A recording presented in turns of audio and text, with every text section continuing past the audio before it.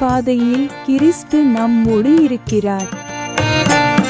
இன்று திருச்சபை நம்மை மகிமைக்கு மீட்டெடுத்த உயிர்த்தெழுந்த ஆண்டவரை நமது உண்மையான வாழ்க்கை முறையாக போற்றுகிறது.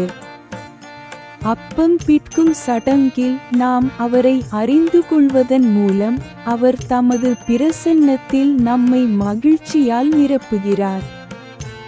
அப்போஸ்தலர் நடபடிகளில் ஆவியானவரின் பொழிதலின் மூலம் பயத்திலிருந்து சாட்சியாக மாறும் மாற்றத்தின் மீது கவனம் செலுத்தப்படுகிறது.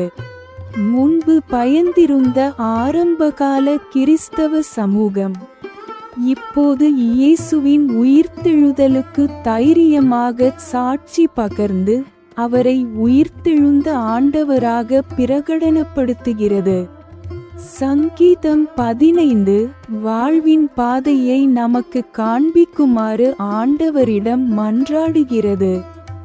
அது தேவனுடைய வழிகாட்டுதலின் மீதான நமது நம்பிக்கையையும் அவருடைய பிரசன்னத்தில் உள்ள மகிழ்ச்சியையும் எடுத்துக்காட்டுகிறது. 1 பேதுருவில் கிறிஸ்துவை நம் சகோதரராக நமக்கு அனுப்பியதன் மூலம் வெளிப்பட்ட தேவனுடைய எல்லையற்ற இரக்கத்தினாலே நாம் அவருடைய குமாரர்கள் என்று பேதுரு பிரகடனம் செய்கிறார். இருப்பினும் நாம் அவரை நம்முடைய பிதாவாக ஏற்றுக்கொண்டால் வீட்டை விட்டு பிரிந்து பூமியில் வாழும் காலத்தில் நாம் உண்மையான விசுவாசமுள்ள குமாரர்களைப் போல நடந்து கொள்ள வேண்டும். லூக்கா நற்செய்தி அப்பம் பிட்குதல் நிகழ்வின் மூலம் இயேசுவை அடையாளம் கண்டுகொள்வதை மையமாக கொண்டுள்ளது. எம்மாவுஸ் செல்லும் வழியில் இருந்த சீடர்கள் சமீபத்திய நிகழ்வுகளால் மனச்சோர் அடைந்திருந்தனர்.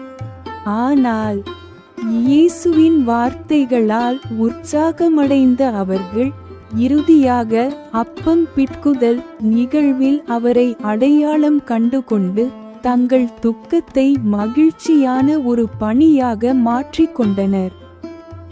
நமது சொந்த வாழ்க்கையை, நமது உறவுகள், நமது சமூகங்கள் மற்றும் நமது தனிப்பட்ட பயணங்கள் பற்றி சிந்தித்து பார்க்கவும்.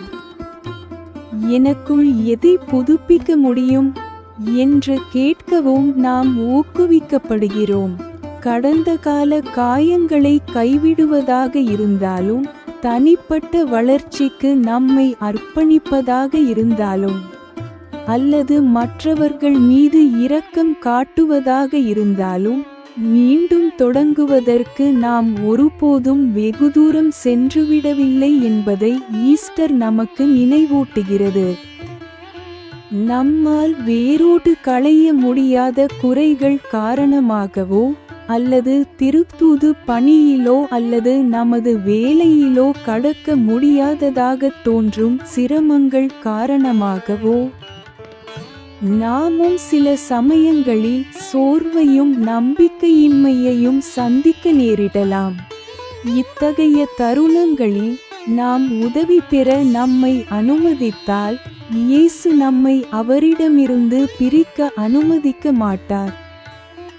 ஒருவேளை நாம் நமது ஆன்மாவை முழு மனதுடன் திறக்கும்போது ஆன்மீக வழிகாட்டுதலின் மூலமாகவே நாம் ஆண்டவரை மீண்டும் காண நேரிடலாம்.